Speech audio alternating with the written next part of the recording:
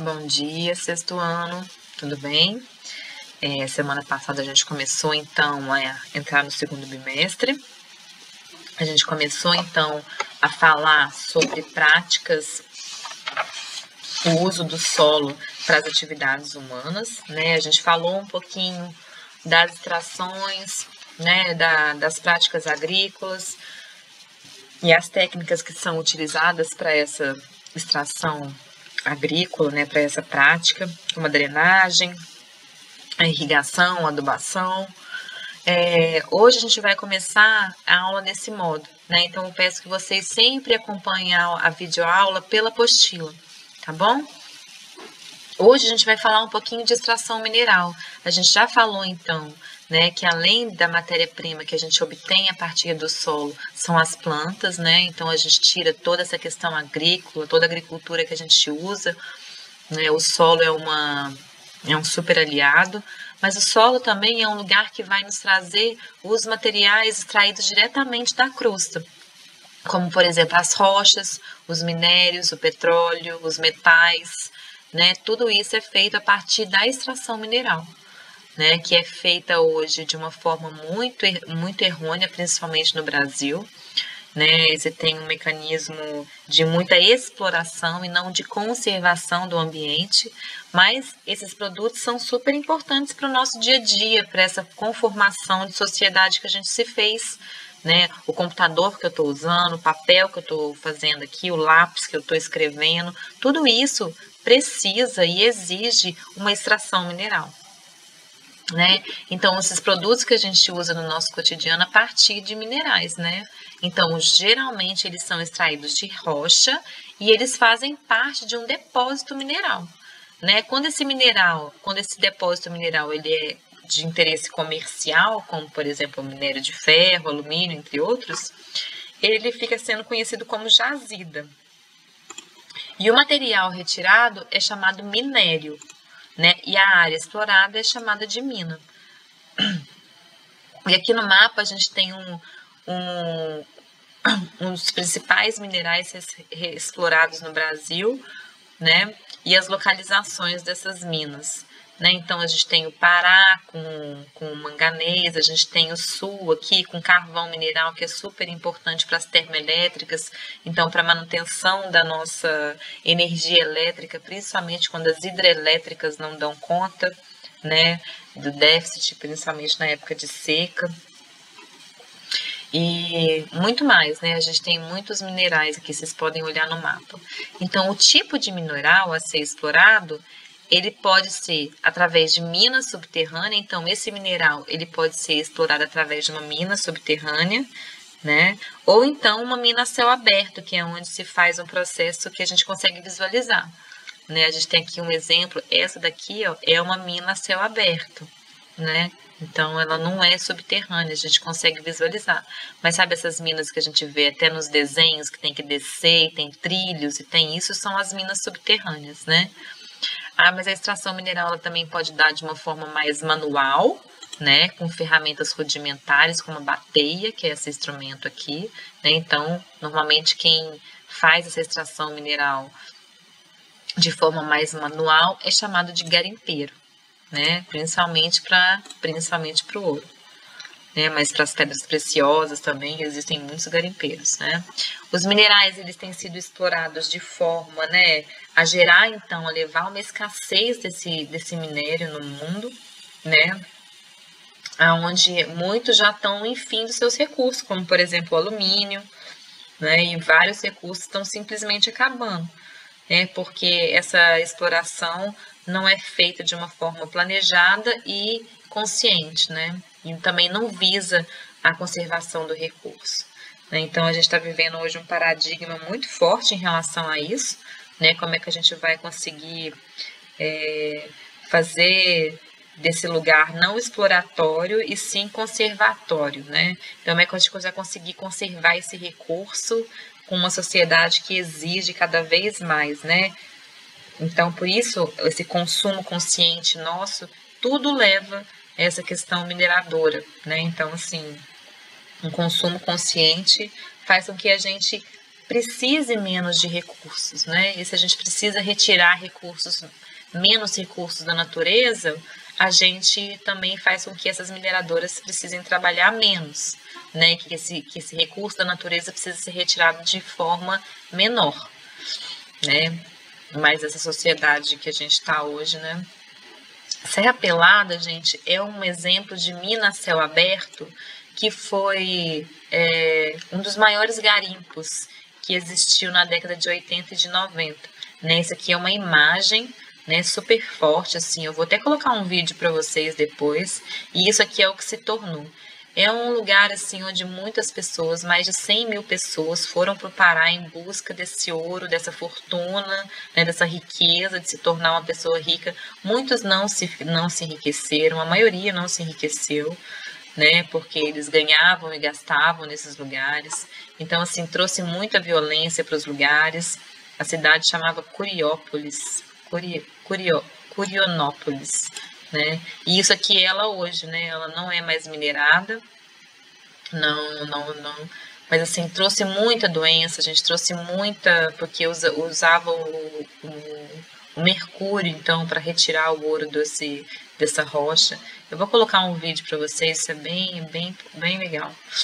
Legal não, né? Bem forte, assim, uma imagem bem forte, mas que traz um pouco da realidade do que é a extração mineral. Tá? Outra forma, né, da gente utilizar o solo é através da pecuária, né? Então, assim, o ser humano, depois de um tempo, né, ele começou a domesticar os animais, depois que ele desenvolveu a agricultura, e passou, então, de caçador, ele passou a ser, né, a ter os animais criados por ele, né, e começou a domesticar esses animais para não ter mais que sair à caça, né? Então, isso foi há mais de 6 mil anos, né? Animais como carneiro, cabra, porco, ganso, né? Na Mesopotâmia, no sul da África, da Ásia, né? O ser humano, então, passou, então, a se alimentar de ovos, leite, carne, sem precisar caçar, né? E ele desenvolveu a pecuária, que nada mais é que um conjunto, então, de processos destinado à criação e à produção da reprodução animal. Né? Então, esse daqui é o conceito de pecuária. Né? O Brasil é um grande produtor, né? É um grande produtor de animais, né? Principalmente os bovinos, principalmente para exportação. Né? O Brasil é um dos maiores produtores de carne do mundo, né? A maioria dela vai para fora do Brasil, né? E a gente tem dois tipos de pecuária, a pecuária de corte e a pecuária leiteira. Uma que visa a carne e a outra que visa o leite. A leite é bem menor, né? A produção leiteira no Brasil é grande, mas nem se compara com a produção a pecuária de corte, né? E além disso, a pecuária ainda pode ser de duas formas. Ela pode ser extensiva, onde o gado é criado de uma forma solta no pasto, exige então uma grande quantidade de pasto, mas esses bichos são criados de uma forma mais solta.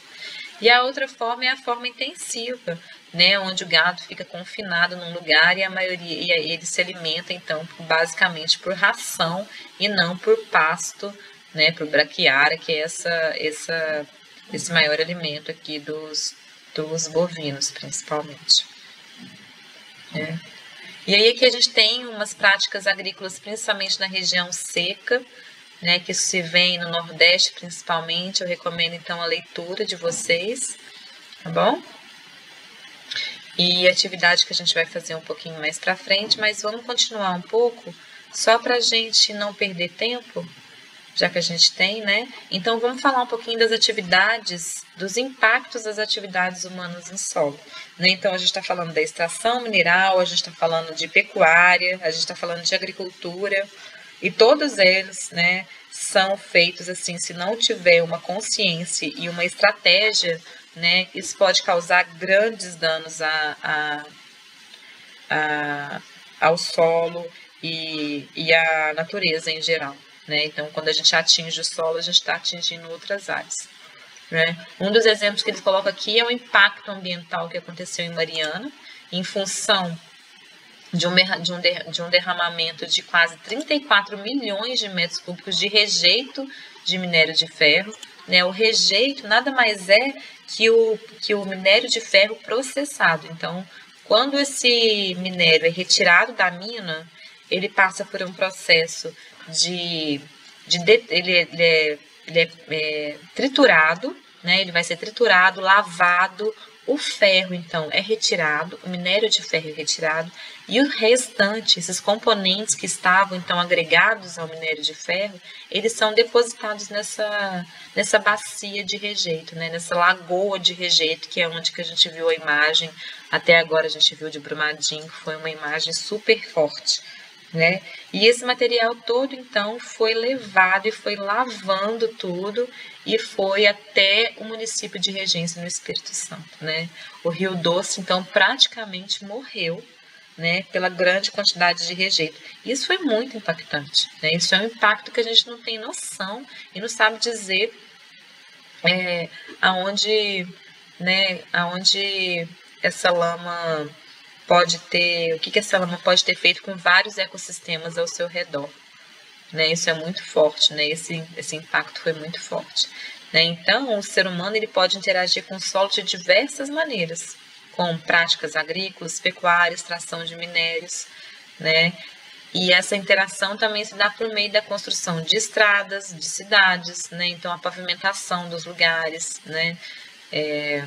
A construção dessas cidades, estradas ao tempo todo sendo, construção de trilhos de ferro, tudo isso a gente está impactando, de certa forma, o solo, né?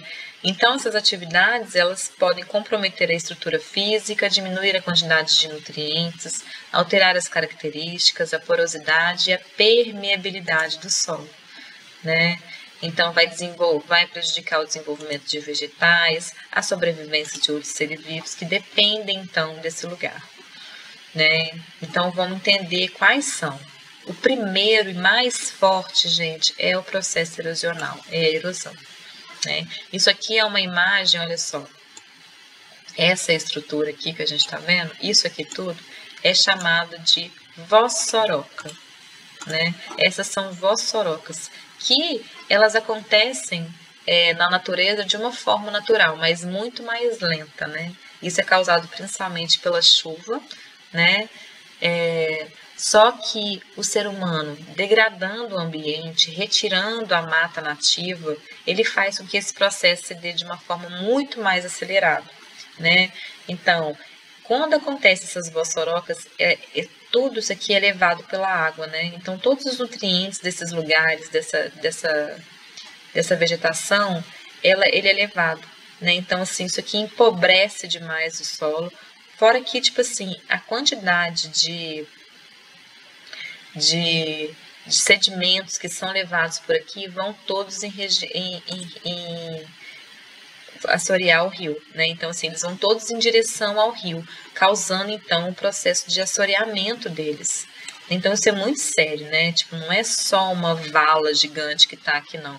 Isso aqui tem um processo muito mais drástico aqui dentro, né? Então, assim, isso aqui tá comprometendo até essas estruturas aqui, mas a gente consegue ver uma rua aqui, né? Aqui é outra rua também, né? Então, essa vegetação que era nativa toda aqui foi retirada, né? E aí a chuva vem com uma forma tão intensa que vai caindo, então, causando, então, essas vossorocas, né?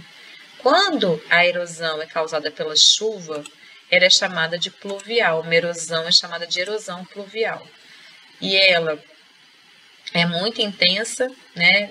Quando a chuva é mais frequente, então a gente vive num planeta hoje que não tem mais tem uma oscilação climática muito alta, então de repente a gente tem grandes secas, depois a gente tem grandes tempestades, e essas tempestades normalmente vêm com uma grande quantidade de enxurrada, né? E essa enxurrada faz com que lave, então, e olha aqui, o processo aconteça que destrói, né? A água bate que consegue, né?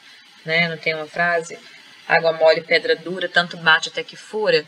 A água, ela tem o poder de transformar mesmo, né? Então, ela consegue fazer um grande impacto com suas gotículas, né? O outro fator que também pode dificultar, que pode influenciar, é o vento, né? Que pode causar um processo de erosão, é o vento. E aí, no caso, a gente está falando, então, de uma erosão eólica, né? E aqui a gente coloca um exemplo dos lençóis maranhenses, né? que no caso são erosões que são naturais, né? Que a gente está falando de deposição de grãos de areia que são mudados, né, ao longo do tempo. Então, os fatores que vão influenciar a erosão do solo, né, gente? A primeira coisa é essa textura, a permeabilidade, vão contribuir para uma forma mais ou menos intensa. Mas aqui, a grande questão, gente, é a vegetação.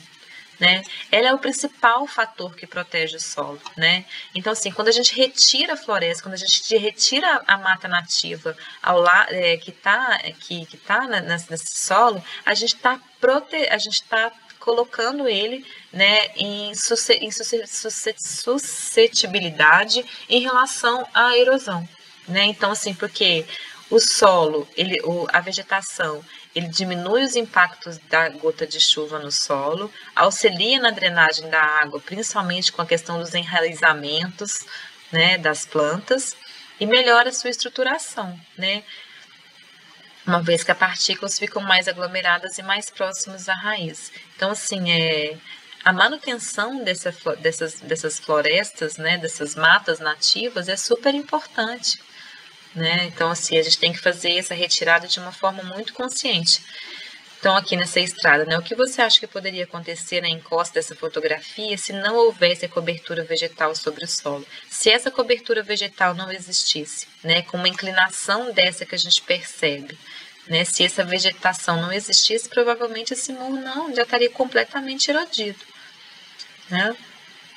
E a gente vai terminar por aqui. Hoje não vou falar um pouquinho de compactação, não. A gente vai ficar por aqui. A gente já deu 16 minutos. E aí agora a gente vai para o WhatsApp para a gente tirar o restante das dúvidas e vamos falar um pouquinho sobre os exercícios da próxima semana. Tá bom? É isso, pessoal. Um beijo.